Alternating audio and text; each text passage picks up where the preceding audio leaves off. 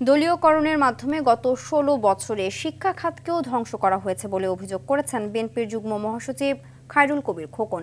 শনিবার সন্ধ্যায় নরসিংদী শিশু একাডেমিতে এইচএসসি পরীক্ষায় জিপিএ ৫ প্রাপ্ত শিক্ষার্থীদের সংবর্ধনা অনুষ্ঠানে এ অভিযোগ করেন তিনি বলেন, একই অবস্থা শিক্ষক নিয়োগে দলীয়করণ না করে মেধা ও যোগ্যতার ভিত্তিতে নিয়োগ দিলেই প্রকৃত শিক্ষা পেত শিক্ষার্থীরা। পাশাপাশি পরিবারের খুব সাপোর্ট ছিল।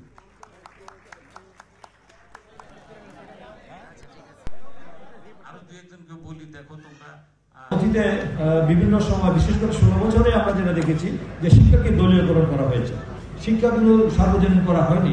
সেখানে শিক্ষা প্রতিষ্ঠান বা বিশ্ববিদ্যালয় দখল করা হয়েছিল এবং তারা শিক্ষার মানের উন্নয়ন করেনি এবং শুধু তারা পাশের হার বাড়িয়েছে।